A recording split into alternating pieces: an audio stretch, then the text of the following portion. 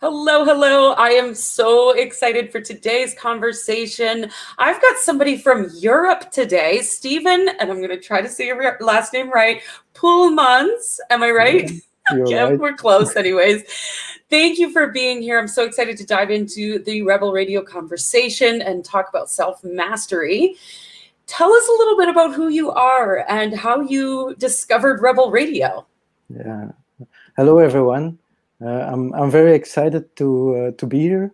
And, thank you for having me on the show. And yeah, so I'm based in Belgium, from Europe. And how did I end up here? Well, I'm kind of following the a business academy Mm-hmm. for and there you basically ask for people to be on the show, and I was very interested, but I because I'm also kind of in the same kind of audience as you are, Mm-hmm. and I love also being in podcasts. It's not the first time that I'm on a podcast, Mm-hmm. and yeah, I'm also going to start my own podcast soon. Yeah. That's Uh, exciting. right. So who am I? First of all, I am a husband, or we are not exactly married, but have been together like for 20 years, so it's kind of the same. Mm-hmm.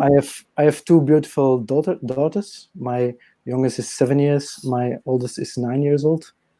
And actually, it's very interesting how I discovered that my own path of self mastery and my past was kind of rediscovered by following the path of my children, basically. Oh, Um, interesting. yeah, I have a daughter who has, yeah, she has special needs, and Mm-hmm.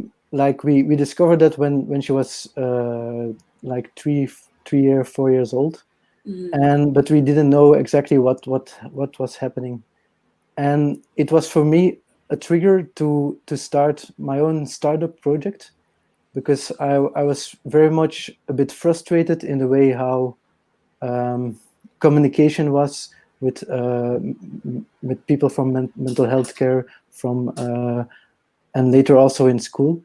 And so I started a project where I wanted to basically uncover a manual, if you can call it like that, for how can be people in their own powers, and especially for children and young people who needs extra help. How Mm-hmm. can other people help them develop themselves, and also how can they develop in a better way?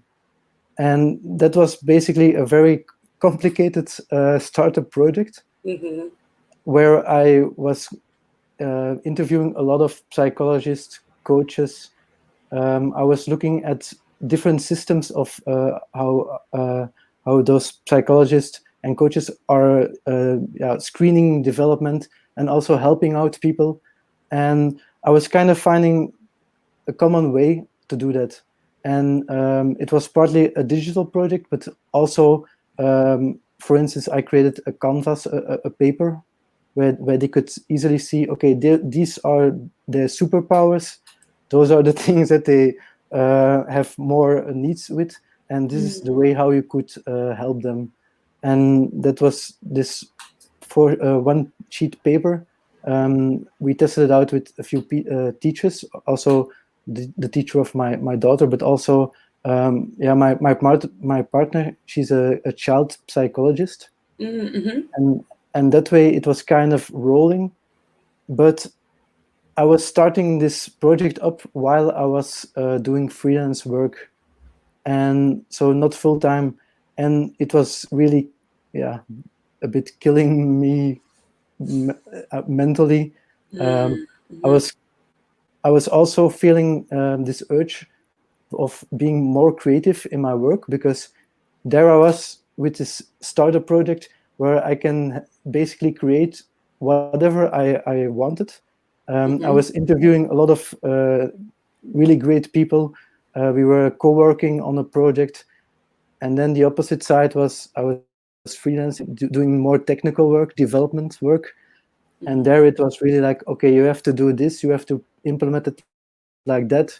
and it was really killing my creativity. And it's I kind of felt like mentally it was waging more and more and more, but I thought I needed the money, so I stayed for a few years doing that.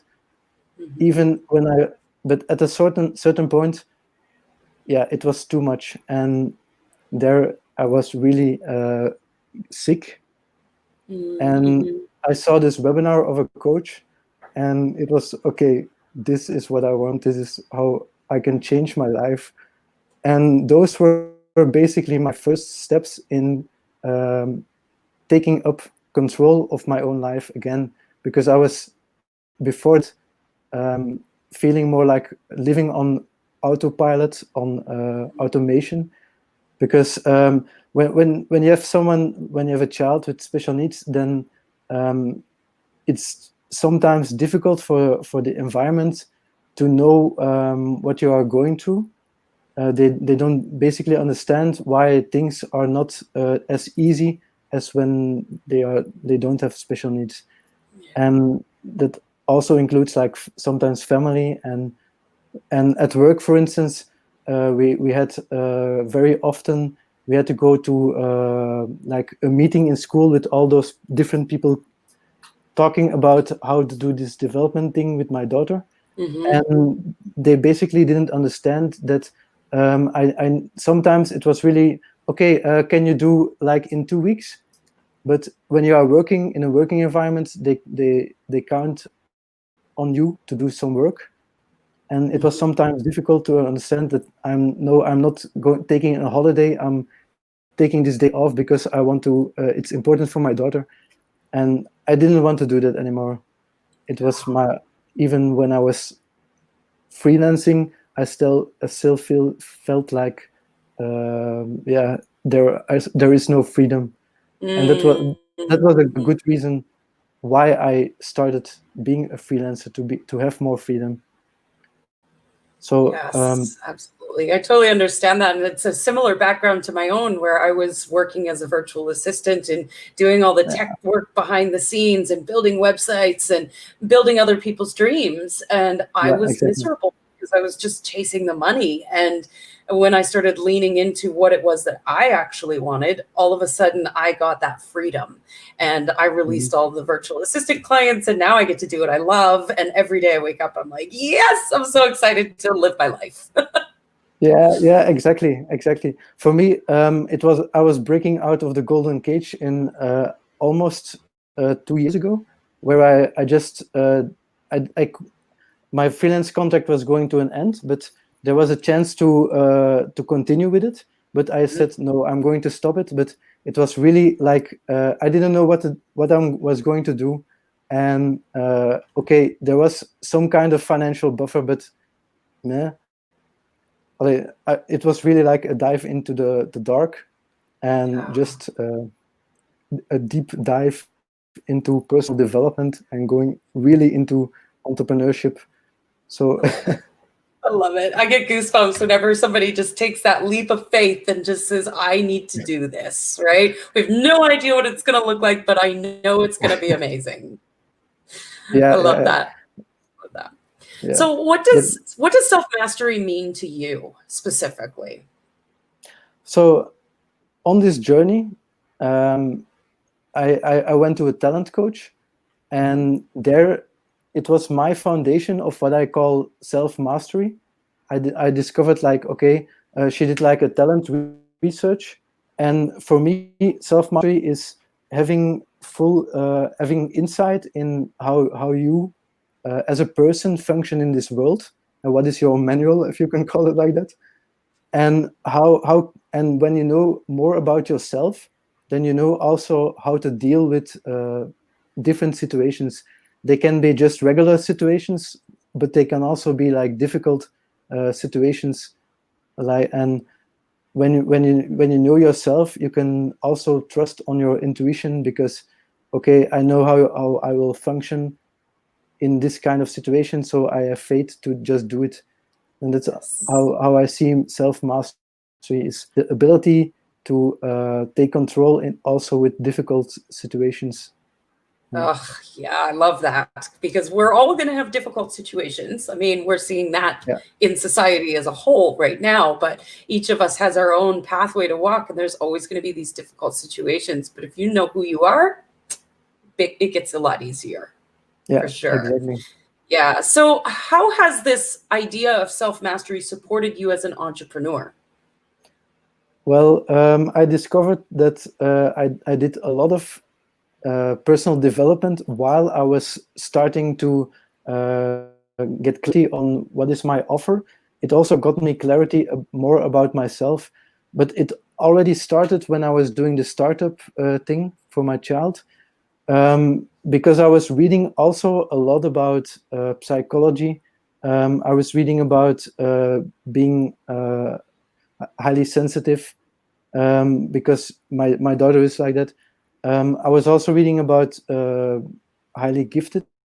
Yeah, I have one daughter who is highly gifted, and then the other one is special needs. So it's really a non-regular situation out there in my family, and that was basically kicking off also. Getting to know myself.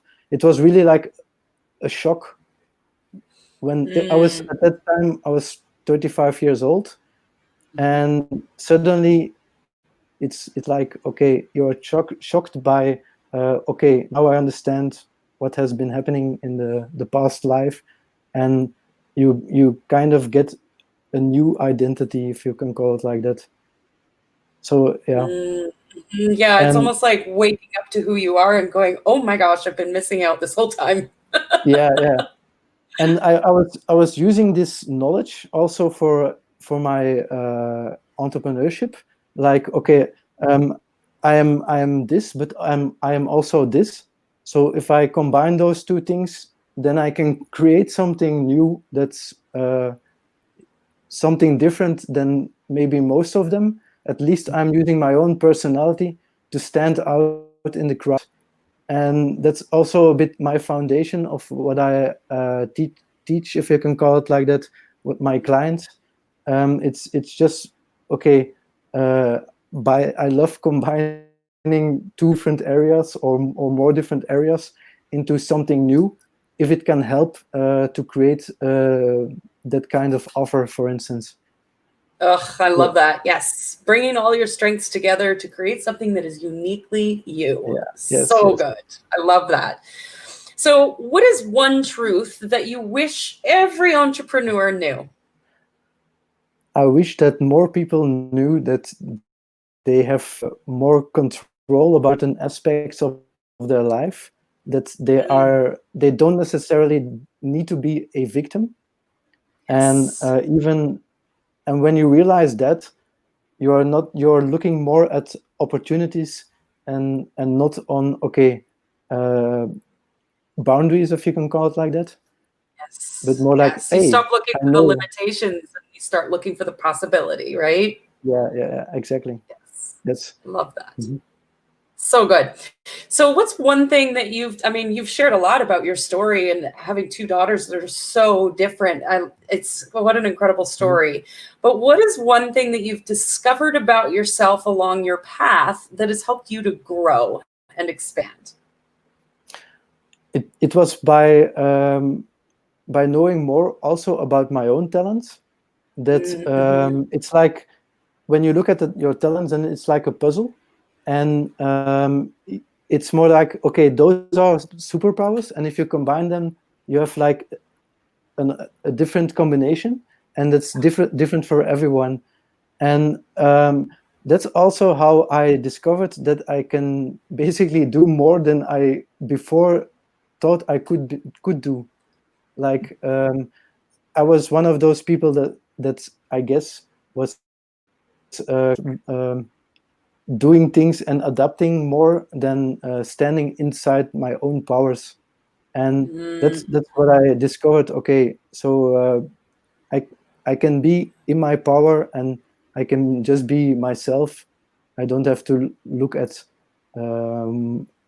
anyone else to do whatever. I can just be myself, and that's okay. no matter what it takes. Oh, I love that so much because we're so, especially in the entrepreneurial space, it's really easy for us to hop on social media and start comparing ourselves to everybody else. And, oh, this person's doing that. Maybe I should do that too. And maybe I should use that strategy. And, but if we just come back to self and go, well, what am I good at? And what's my superpower? And how can I combine those superpowers to make something so uniquely me? And then you just show up in that energy and it creates this ripple effect that can't be stopped. Oh, I love it so much. Yeah, exactly. But yeah, it has to grow. Of course, you don't know in the beginning, you don't know anything about anything. And it's good to look at what others are doing just to learn what is possible. And then you can start doing your own thing with it. Like you have to have clarity not only about yourself, but also, yeah, what makes a good business product? What are other people doing similarly? But then do your own thing with it. Yes, make it your own. Absolutely. Yeah. Absolutely. Yeah. So if the world is seemingly in chaos right now, if you could share one thing to our audience about current events, what would that be? That's a good question. I would always look at, okay, maybe you can't do whatever you did before, but look at how you can maybe make it a little change or maybe a big change to adapt to the new situation. There are always ways to do that, and don't look at what you can't do. And I think that's the biggest lesson, life lesson that you could have is just adapt whatever possible. There will always be things that you can't control, but you can control how you deal with it. Oh, I love that so much. Don't look at what you can't do. Look at what you can do. So good. So good. Steven, I want to thank you so much for our conversation today. It's been a pleasure having you on the show. I mean, as always, I'm going to end with one last question. Right. What do you dream of for the world? I dream for the world that everyone can see that that you are unique yourself and you have your own special powers that the world needs. And when everyone is living by their own rules, by their own powers, then the world will be a much better place. So good. So good. All of these, every time I ask this question, I get teary-eyed. It's so good. Thank you so much for being here, Steven. Yeah, thank you very much for having me here. Absolutely.